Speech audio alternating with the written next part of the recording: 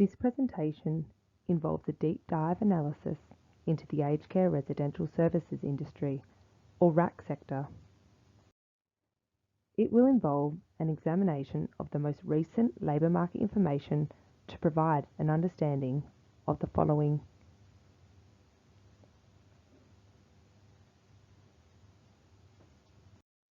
According to the Australian Government Aged Care Workforce Census, as of 2019, 68% of aged care workers work in the residential aged care sector. This represents an increase from previous years and underscores the growing demand for aged care services in Australia. The Productivity Commission in 2011 predicted that 3.5 million Australians will be accessing aged care services every year by 2050, requiring a workforce of almost 1 million direct care workers. Private funding also plays a significant role in aged care services. Private expenditure on residential aged care services has been increasing at a faster rate than government funding, with direct contribution to services as well as indirect contribution, such as employment generated by the sector. This contribution is expected to grow in the coming years as the demand for aged care services increases. There are three main types of aged care services. This presentation will be looking at residential care. The list of aged care providers in Australia is vast and growing steadily. It is a highly competitive market with larger providers asserting their dominance. It is worth noting that new providers in the aged care market is increasing rapidly and offering innovative business and operating models enabled by new technology, which of course suggests that the workforce within this space should prepare for developing a skill set and entrepreneurial mindset to meet the ever-changing nature that this sector is to become. According to the 2020 Aged Care Workforce Census report, there was a total of 366,100 people working in the aged care industry. Of those employed in direct roles in residential aged care, 70% were professional care workers, followed by 23% registered nurses and 7% allied health professionals, which could include an extensive list of healthcare and rehabilitative specialists. There are many educational pathways available for people who aspire to work in the aged care sector in Australia. Here are some of the most popular educational pathways. The Department of Health's 2020 census on the aged care workforce showed that the total residential aged care workforce in 2020 has increased by 12% from 2016. From November 2019 to November 2020, a staggering 52,588 employers left the sector. This shows that the retention rate is of concern for the aged care workforce. The age of the workforce is gradually getting younger, where in 2016, 35% of the workforce was under 40, compared to 52% in 2020. There is still work to be done to attract younger Australians to this sector. 86% of people in care roles identified as female, which has stayed steady since 2016. This shows that more is to be done to attract males to care roles within the aged care sector. The impact of COVID-19 pandemic has been felt among the aged care sector. Overall, 9% of RAC facilities reported a decrease in their total direct care workforce, while 44% reported an increase and 47% reported no change at all. Due to Australia's ageing population and living longer than ever before, it is predicted that the need for care workers will increase by 28% by 2026. According to Labour Market Insights, it is the occupation that has the largest projected growth in Australia. Therefore, there is a huge need to address the workforce shortages and strategies to attract more people to want to work in this sector.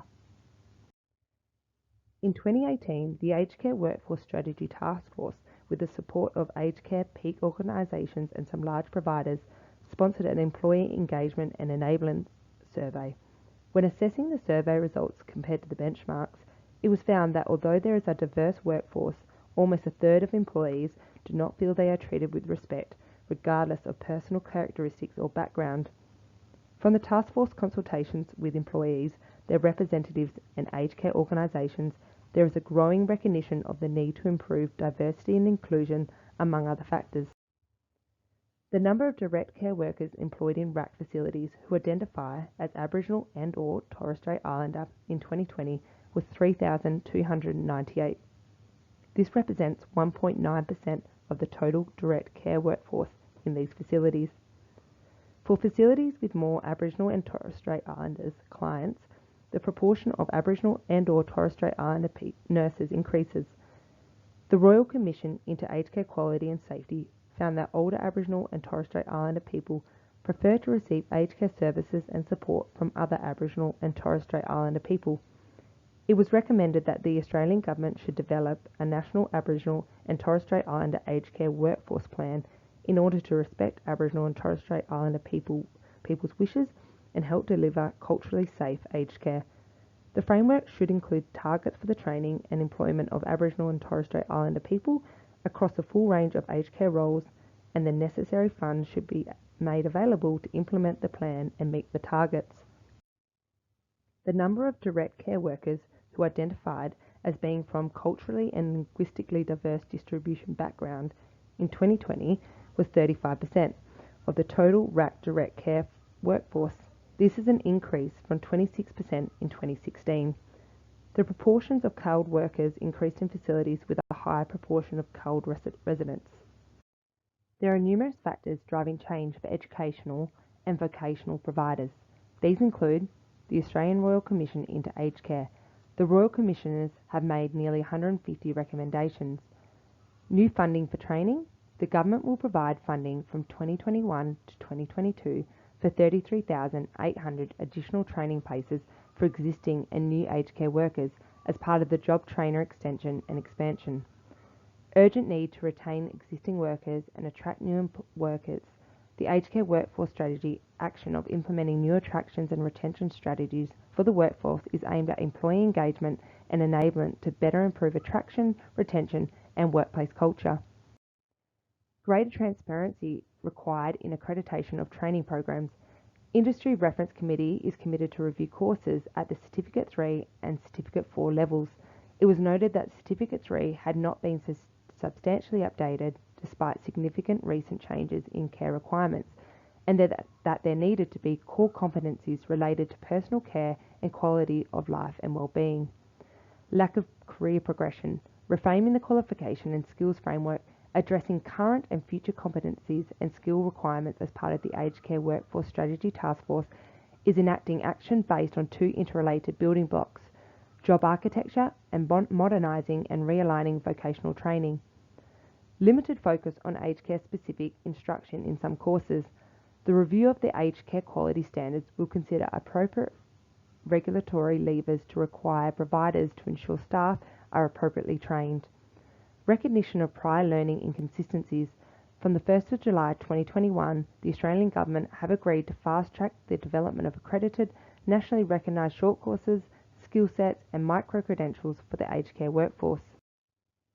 Career practitioners are encouraged to form relationships with local aged care services to enhance the opportunity for high school students to complete work placements in their facilities, which can in turn motivate students into the industry that they may have previously not shown an interest in. Promote the transferable skills that students will gain from working in the aged care industry as a pathway into nursing in a hospital setting. Promote that care roles are in the occupation that is projected to have the biggest growth in Australia by 2026. Therefore, the availability and choice of work will be in an abundance, including the ability for students to be able to travel within the industry. Encourage male students to explore the industry. The RAC sector has a critically important workforce. The demand in this industry is only going to increase given Australia's ageing population. Changes such as those involving technology will lead to the creation of new jobs and the need for different skills and existing jobs. In order to understand such changes in the world of work and identify big picture trends that are shaping our workforce, it is essential to draw on labour market information. Thank you for listening to our presentation.